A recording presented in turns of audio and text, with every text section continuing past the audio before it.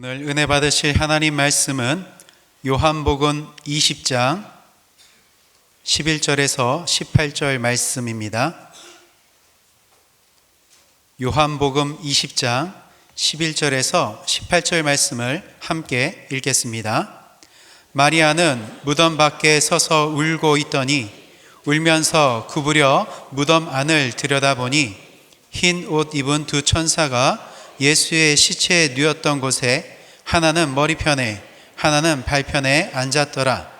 천사들이 이르되 여자여 어찌하여 우느냐? 이르되 사람들이 내 주님을 옮겨다가 어디 두었는지 내가 알지 못함이니이다. 이 말을 하고 뒤로 돌이켜 예수께서 서 계신 것을 보았으나 예수이신 줄은 알지 못하더라. 예수께서 이르시되 여자여 어찌하여 울며 누구를 찾느냐 하시니 마리아는 그가 동산지기인 줄 알고 이르되 주여 당신이 옮겼거든 어디 두었는지 내게 이르소서. 그리하면 내가 가져가리이다. 예수께서 마리아야 하시거늘 마리아가 돌이켜 히브리 말로 라보니 하니 이는 선생님이라는 말이라. 예수께서 이르시되 나를 붙들지 말라. 내가 아직 아버지께로 올라가지 아니하였노라. 너는 내 형제들에게 가서 이르되 내가 내 아버지 곧 너희 아버지 내 하나님 곧 너희 하나님께로 올라간다 하라 하시니 막달라 마리아가 가서 제자들에게 내가 주를 보았다 하고 또 주께서 자기에게 이렇게 말씀하셨다 이르니라. 아멘. 할렐루야. 저는 오늘 성경이 전하는 부활이라는 제목으로 말씀을 전하고자 합니다. 제가 청년식이니까 예수 믿은 지 얼마 안 됐을 때예요. 길을 가다 보니까 철창소에 갇혀있는 개 두 마리가 먹을 것 때문에 서로 우렁거리고 싸우고 있는데 그 집이 무슨 집이냐? 보승탄 집이었어요. 그 개들이 나는 이제 조금 있으면 죽는다는 것을 인식을 했다라면은 별거 아닌 먹을 것 갖고 거기서 이렇게 싸울 리가 있겠습니까? 내가 왜 죽어야 되지? 내 산다는 게 뭘까? 나는 어디서부터 와서 뭐 때문에 살다가 어디로 가는 것일까? 개들이 그런 거 생각했다면 그렇게 절대로 싸우지 않았을 것이에요. 우리 인생도 별것도 아닌 것 같고 목숨을 걸고 싸우는 그 경우가 있는데 참 짐승만도 못할 그런 상황도 있을 때가 있습니다.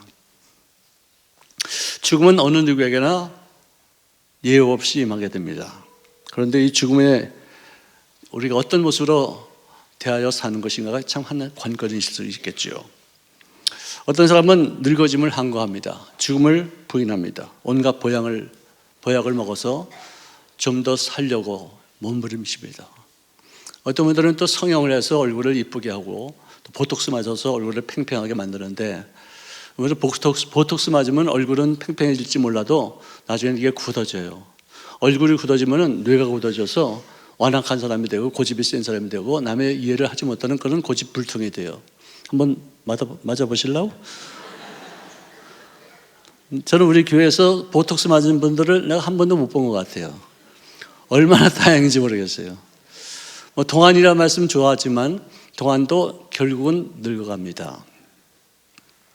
또 어떤 사람은 죽음을 향해서 가는 삶이 있어요. 어차피 죽을 것이니까 죽음을 전제로 해서 내가 먹고 마시고 방탕하고 향락을 추구하자. 영원히 살 것으로 착각하지만 버림없는 허무주의로 전락하신 위험이 있습니다. 또 어떤 세 번째 사람은 생명을 향하여 나아가는 사람이 있어요. 죽음을 인정합니다. 절대로 부인하지 않습니다. 그러나 그 죽음 다음에 초월적인 생명을 얻을 것이라 믿고 죽음이 없는 생을 바라면서 준비하는 인생, 우리 예수 믿는 사람들의 모습이 그것이 아닌가 생각합니다. 죽음은 또 하나의 단계입니다. 생명을 연장하는 것보다도 어떤 면에서는 죽음을 통해서 고통이 종식되는 것이 아닌가 그런 생각도 하고요. 내세를 아는 사람에게는 이 죽음은 또한 은사가 될 수 있다는 것을 우리가 알 수 있습니다. 여러분들 죽음에 대한 어떤 잘못된 견해, 즉 다시 말해서 이 죽음, 부활이라는 단어를 잘못된 어떤 그런 오용하는 경우가 있습니다. 첫째로 이 부활을 봄에 싹이 나오듯이 죽었던 모든 만물이 다시 소생하는 것을 부활했다 이렇게 말씀하는 분도 있고, 또 알에서 달기 나오든지 새가 나오는 어떤 한 깨짐을 통해서 어떤 생명이 다시 소생되는, 연장되어지는 라이프 프로세싱 하는 어떤 그런 것을 부활이라고 하는데, 그것은 진정한 의미에서 부활은 아닙니다. 또 철학적인 그리고 정신적인 어떤 견해의 새로운 시작을 부활이라고 말하는데요. 예를 들면 우리는 도덕성을 부활해야 됩니다. 요즘 이 군국주의가 다시 부활할 조짐이 있습니다. 나치스에 대한 어떤 그런 추종하는 사람들이 다시 한번 그들의 정신을 부활시키고자 하는 그런 어떤 움직임이 있습니다. 이런 말을 씁니다. 그것도 어떤 의미에서는 절대로 부활이라는 단어를 쓸 수는 없는 그런 상황일 것입니다. 심지어 나사로는 죽은 지 나흘 만에 시신이 썩어서 냄새가는 상태에서 주님의 명에 의해서는 무덤을 박차고 나와 소생하는 그런 경우를 체험하게 됐어요. 이것도 부활 같지만 그것은 부활 아닙니다. 잠깐 소생되었다가 다시 죽음을 맞이할 수밖에 없는 그런 운명에 처해 있는 존재이죠. 참 부활은 뭐냐? 내가 어떻게 죽든지 언제 죽든지 간에 죽은 다음에 그리스도 같은 모습으로 소생되는 환경, 살아나는 그런 모습을 우리가 부활이라고 하는 거예요. 자, 인류 역사상 최초로 부활하신 분은 예수님이시고, 그 예수님의 그 부활이 하나의 역사적인 한 사건이 되어져서 오늘 우리에게 전달되고 있는데요. 예수님의 십자가에 못 박혀 죽으신 이후에 그의 시신에게 향유를 바르기 위해서 주일 새벽에 무덤을 찾았던 한 여인들이 있었어요.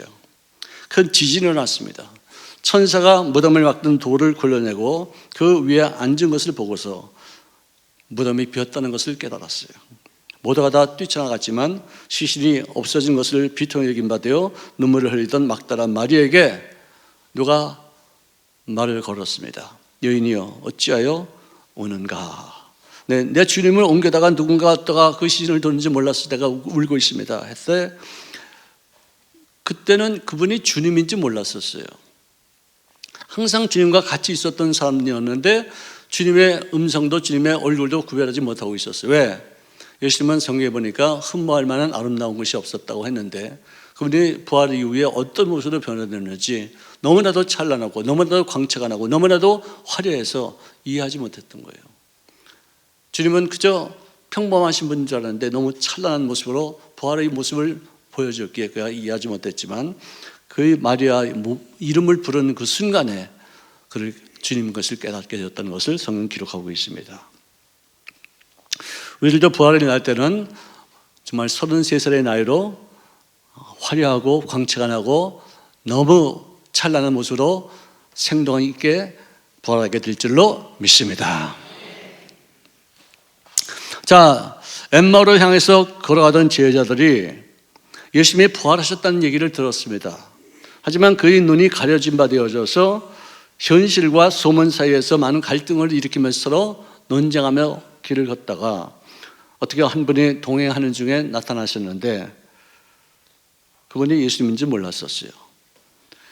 자, 그런데 그분이 갑자기 이런 얘기 저런 얘기 많이 하다가 휙 사라지셨는데 그때서야 그들이 깨닫고 사는 말이 길에서 우리에게 말씀하시고 우리에게 성경을 풀어주실 때 우리 속에서 마음이 뜨겁지 아니하더냐. 너도 마음에 뜨거운 걸 느꼈지. 뭔가 좀 확 하고 불 같은 것이 일어났지. 누구신가? 이분이 주님 아니신가? 하는 생각을 하게 되었었어요. 한 번은 또 10 제자들이 도마를 빼놓은 그 10 제자입니다.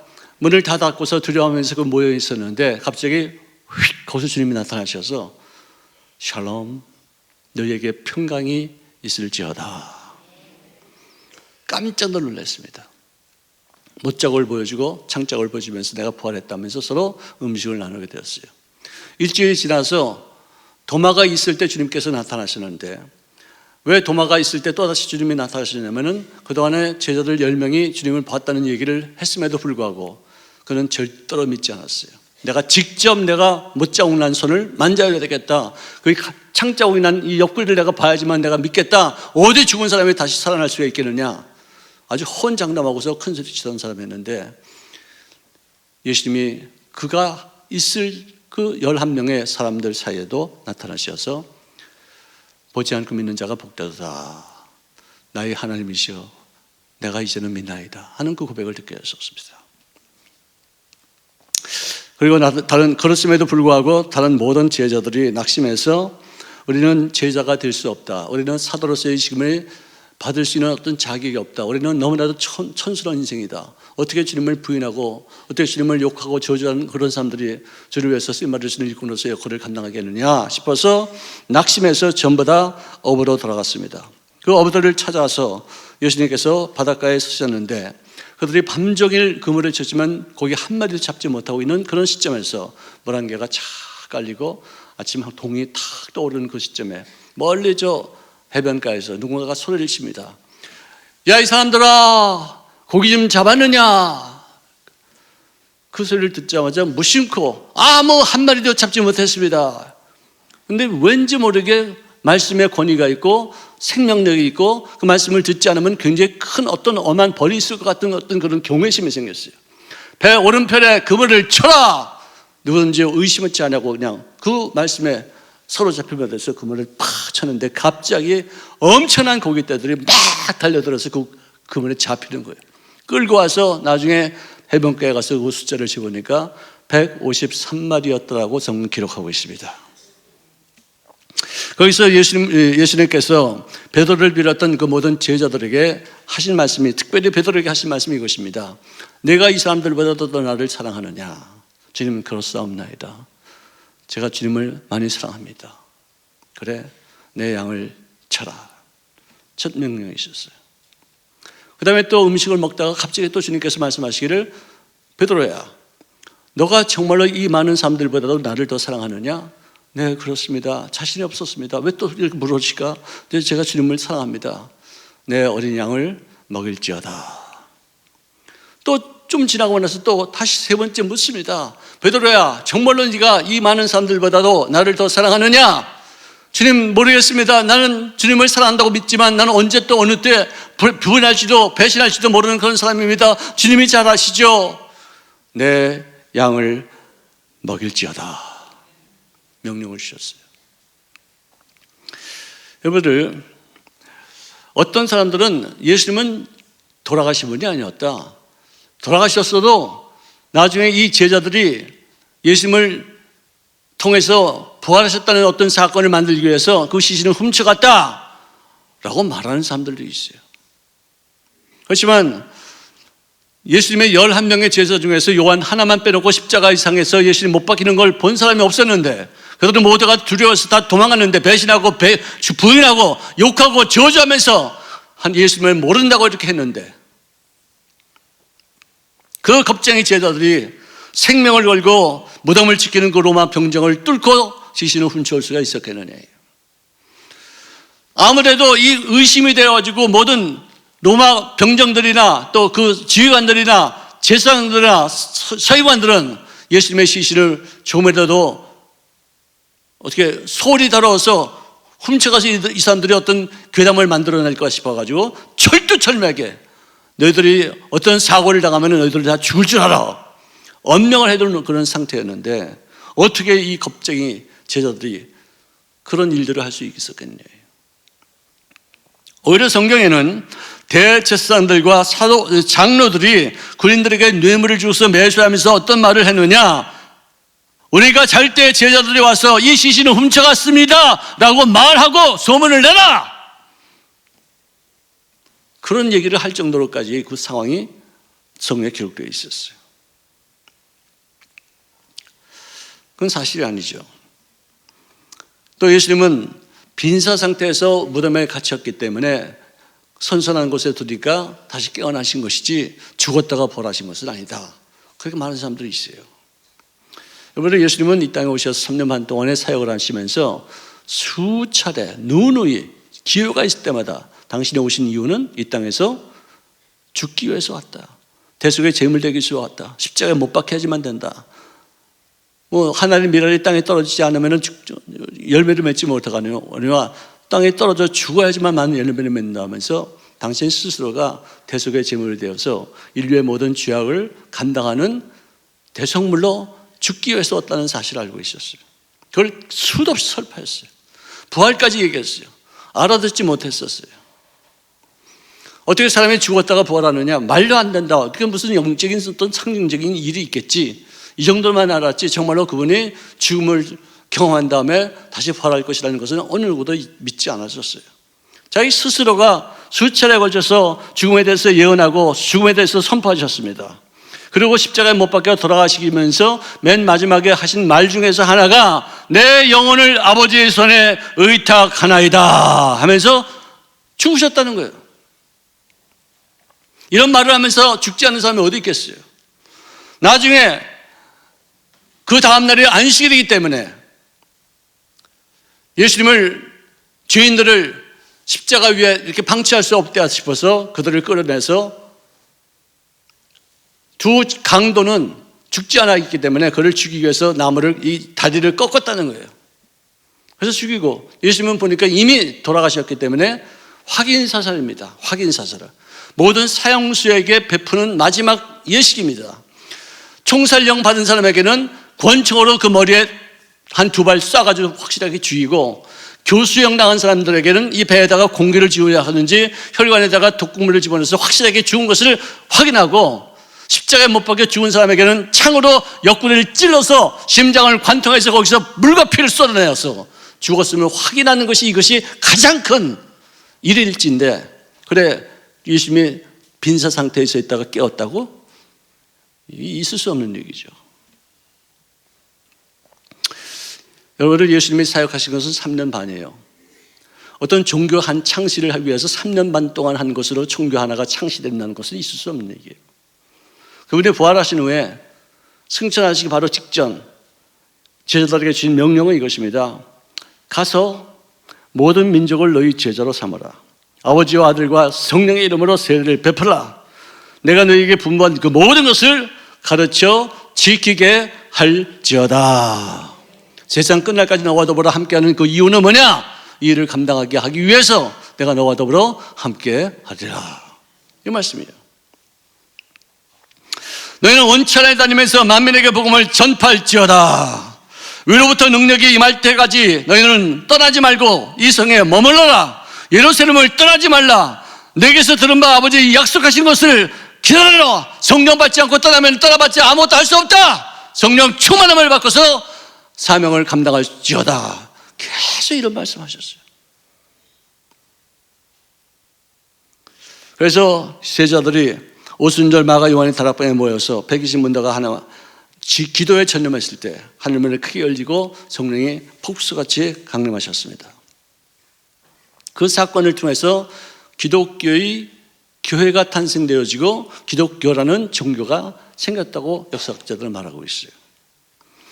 그날 이후로부터 시작해서 모든 제자들이 흩어졌고, 특별히 베드로는 말씀을 전할 때마다 하루에 3,000명씩, 또 그 다음에는 5,000명씩 회개하고 침례를 받고 예수님의 제자 되기로 결심하며 교회를 형성하는 인원들이 많이 파악되어지고 많이 주관되어지고 엄청난 그런 부흥이 있었어요. 반면에 그를 반대하는 사람들도 무지하게 많아졌는데, 이렇게 많은 사람들을 회개시킨 그런 베드로와 또 많은 사도들의 어떤 설교의 주제가 뭐냐? 부활이었어요. 다른 얘기 하지 않았어요. 사도행전 3장 14절에 보니까 너희가 거룩하고 의로운 일을 거부하고 도리어 살인한 사람을 놓아주기를 구하여 생명의 주를 죽였지 않느냐? 그러나 하나님께서 이 죽은 자들 가운데서 다시 예수님을 살리셨으니 우리가 이 일에 대해서 증언하는 바 너에게 선포하노라. 이 말에 다 꼼꼼해졌어요. 왜? 예수님 죽인 게 뭔지 알아요. 예수님 부활한 것이 뭔지 알아요. 지금 살아 역사하셔서 우리에게 나타나신 것을 수많은 사람들이 보고 증언하니까 그것에 너무 충격받아서 모두가 다 우리가 죄인이었구나, 우리가 거룩하신 분을 죽였구나, 하나님의 아들을 우리가 십자가에 못 박게 했는데 그 못 박게 한 그 이유가 바로 나의 죄를 감당하기 위해서 그분이 십자가에 못 박혔다는 사실을 깨닫게 됐었어요. 그리고 나서 스데반 집사님이 구약의 그 모든 있었던 역사적인 일들을 아주 조리 있게, 아주 일목요연하게 쫙 예화를 들어가면서 역사적인 사실을 설파했습니다. 그 설교를 마치고 나서 갑자기 그 영안이 확 열려서 환상이 딱 보이는데 그가 외칩니다. 보라, 하늘이 열리고 인자가 하나님 우편에 서신 것을 내가 보노라.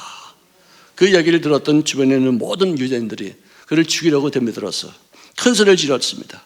귀를 막고서 일제히 그에게 달려들었습니다. 돌로 팍 던졌습니다. 돌을 막 맞아가면서 피를 흘리면서 얼굴이 깨지면서 그는 하나님 앞에 하늘을 향해서 기도하기를, 주 예수여 나의 영혼을 받아 주시옵소서. 그래서 죽어갔어요. 어떻게 이런 일들이 있을 수 있겠느냐. 죽음 다음에 세계가 있었기 때문에 이 사람들이 이런 일을 감당할 수 있는 것이지, 어떻게 그래 3년 반 동안 가르침을 받은 사람들이 이렇게 죽기까지 주를 위해서 헌신하고 이렇게 순교까지 하는 그런 것이 어디 있을 수 있겠느냐 이거예요.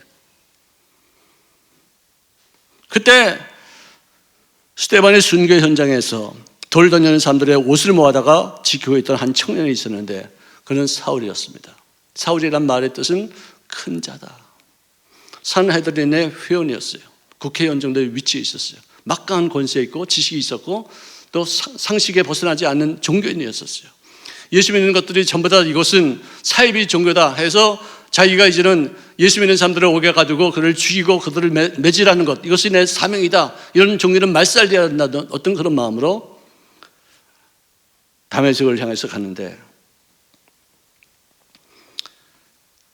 그가 적은 글은 고린도전서 15장 17절 이하에 기록되어 있습니다.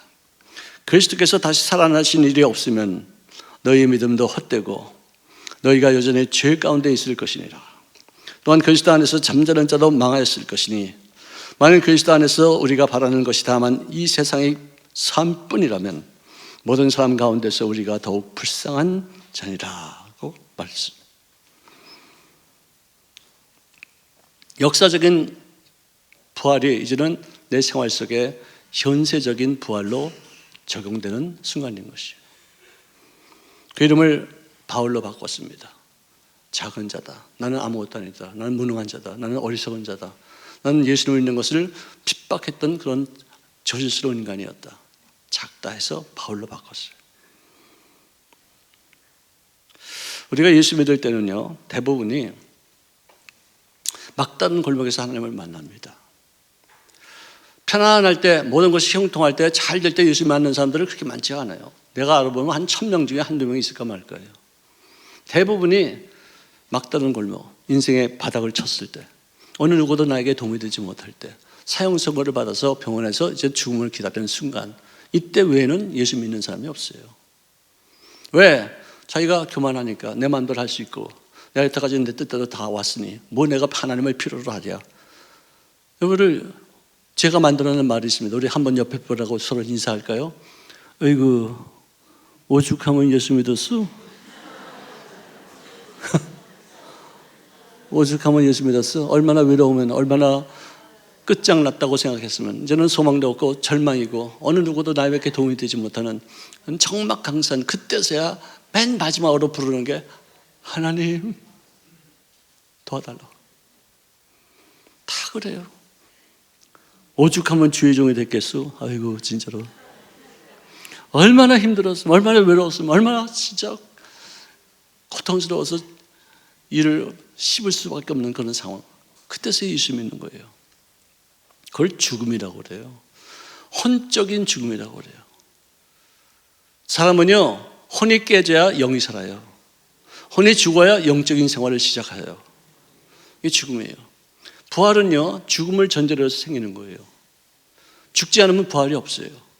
내가 깨져서, 내가 쪼개져서 나는 이제는 할 수 있는 것이 아무것도 없다. 이제는 모든 인생을 내가 주님 앞에 맡긴, 나의 경험, 나의 이성, 나의 어떤 지식, 나의 어떤 모든 권세, 자리, 이거 필요 없어. 다 무너뜨리는 거야. 다 깨지는 거예요. 그래서 주님 앞에 내 인생 저절에 맡기니까 주님께서 그때서야 나를 붙잡아 주시고 새로운 생명으로 채우실 줄로 믿으시기 바랍니다.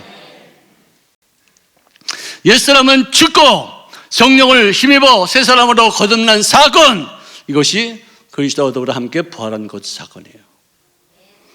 그래서는 우리들의 인생을 내 마음대로 되는 것이 아니다. 내가 주장할 것이 없다. 내가 누구에게 고집 부릴 것도 없다. 자, 내려놓자. 다 맡기자. 저도 목회를 해보면요, 많은 문제가 있잖아요. 내려놓고 맡기고 하나님 앞에 기도하고 내가 주장하지 않고 내가 깨지고 희생당하고 상처받고 아파하고 그러면요, 나중에는요 어떻게 되는지 아세요? 역전해요. 역전 드라마를 써요. 왜? 부활은 자체가 역전이니까. 할렐루야. 내가 그리스도와 함께 십자가에 못 박혔나니 이제는 내가 산 것이 아니요 내 안에서 오직 그리스도께서 사신 것이니라. 교회 안에 모두가 다 깨어져 있으면, 모두가 다 이렇게 주님과 더불어 함께 십자가에 못 박혀 있으면은 큰 문제가 없어요. 다 죽었으니까. 죽은 놈이 내 팔을 이렇게 해달라 저렇게 해달라 안 합니다. 죽은 놈은요 그냥 맡기는 거예요. 저도 그런 경우 많이 체험. 내가 맡기니까, 내가 죽으니까, 내가 포기하니까, 내가 양보하니까 나중에 다 이게 돼 있어요. 내가 죽으면 주님께서 그때부터 시작하셔요. 내가 살아있으면 그 다음부터 내가 경험할 일은 뭐냐? 역전패당하는 거예요. 내가 져야 돼요 먼저. 아멘. 이기지 맙시다. 포기합시다. 맡깁시다. 양보합시다. 내려놓읍시다. 그러면 주님께서 알아서 부활의 생명의 능력으로 역전의 인생을 살게 하실 줄로 믿습니다. 그 다음에 부활은 마지막으로 미래적인 부활이 있어요. 주님이 다시 오실 때 이루어질 부활의 실제적인 능력이 우리에게 있다는 것이에요. 요한복음 6장 63절에 살리는 것은 영이니 육은 무익한 것이라. 내가 너에게 이런 말은 영이요 생명이니라. 예수님은 사도 바울을 통해서 부활이 무엇인가에 대해서, 앞으로 우리가 체험할 부활이 무엇인가에 대해서 고린도후서 15장 32절에 기록되어 있는데요. 썩을 것으로 심고 썩지 않을 것으로 다시 살아나며, 욕된 것으로 심고 영광스러운 것으로 다시 살아나며, 약한 것으로 심고 강한 것으로 육의 몸으로 심고 신령한 몸으로 다시 살아나는 것이 부활이라는 거예요. 우리 몸에는 육체의 몸이 있고 신령한 몸이 있다는 것입니다. 육체의 몸을 body라고 그래요. 신령한 몸을 spiritual body라고 말해요. 예수님은 신령한 몸을 입었던 부활 그때 당시 시기에는 시공간을 막 초월하면서 막 통과하고 이렇게 다니셨어요. 여기 계시다가 저기로 순간적으로 옮겨가시고 또 어떤 장애물도 극복하시면서 통과하셨어요. 이게 신령한 몸. 음식도 드셨어요. 화장실에 안 간다고 그럽니다. 누가 천국에 가보니까 화장실에 안 가고 그 에너지가 전부 다 몸에서 발산돼가지고 아주 찬란한 어떤 그런 모습으로 천국에서 있다고 그렇게 말씀하는데요. 어쨌든 내가 한 번 태어나면은 두 번 죽게 되어지지만 내가 두 번 태어나면은 한 번밖에 죽지 않는 것이에요. 육체적인 죽음과 더불어 함께 다가오는 둘째 사망의 세력에 잡혀서 더 이상 죽지도 못하고 영원히 버림받아요. 지옥에서 고통받는 것. 이게 두 번 죽는 거예요. 하나는 육체로 죽고 하나는 하나님과 결별되어서 지옥 바닥에서 고통받으면서 하나님과 교제하지 못하는 죽음을 맞게 되는 것이에요. 근데 내가 두 번 태어나면은, 즉 한 번은 육으로 태어나고 한 번은 영으로 태어나면은 육체적인 죽음은 죽되 우리들의 영혼은 살아서 주님과 영생 복락에 들어가게 될 줄로 믿습니다. 예수님과 다른 성인들과의 가장 두드러진 차이점은 다른 성인들에게는 순례를 하러 갑니다. 성묘객들이 많이 있습니다. 예수님의 무덤은 지금도 어디 있는지도 모르고 여기로 추정된다는 곳에 우리가 관광을 가지 성묘하러 가지 않습니다. 추모하러 가지 않습니다. 그러므로 내 사랑하는 형제들아, 견실하며 흔들리지 말고 항상 주의 일에 더욱 힘쓰는 자들이 되어라. 이는 너희 수고가 주 안에서 헛되지 않을 줄을 알미라. 여러분, 우리들이 주를 위해서 일하는 것만큼은 주님 늘 기억하셔요. 내가 나 자신을 위해서만 산 것은 하나도 기억하지 않으시고, 내가 주를 위해서 또 죽어가는 인생들을 위해서 또 살리는 역사에 참여하고 또한 잠자는 사람들을 깨우는데 내가 쓰임받는 인생들, 재물도 또 올바른 게 사용하는, 주를 위해서 쓰임받는 그런 것을 지금 기억하셔요. 여러분들, 성탄절에 오면은 다른 종교에서도 교회 또는 어떤 기독교 단체에 축하 화환을 보냅니다. 성탄을 축하합니다. 축성탄, 그래서 화환을 보내요. 근데 부활절날 축부활이라고 해서 어느 다른 종교에서 우리한테 화환 보내는 일은 한 번도 없었어요. 왜? 예수님의 죽으심과 부활을 인정하는 그 순간 그들의 종교는 무너지기 때문에. 탄생까지는 인정해도 부활은 인정하지 않아요. 독보적인 존재들이에요. 그래서 기독교는 종교가 아니에요. 내가 항상 미국 사람들한테도 전도할 때도 The Christianity is not a religion, but life walking with God. 이런 말을 내가 많이 해요. 기독교는 하나님과 동행하는 삶이다. 할렐루야. 할렐루야. 종교는 피곤해요. 부자유해요. 눌려요. 억압당해요. 내 성질에 안 맞아요. 근데 하나님과 동행하는 삶은 신바람 나요. 정말로 소망이 넘쳐요. 기쁨이 넘쳐요. 할렐루야. 부활의 생명의 능력으로 넘치는 인생을 살 수 있기를 주의 이름으로 축원합니다.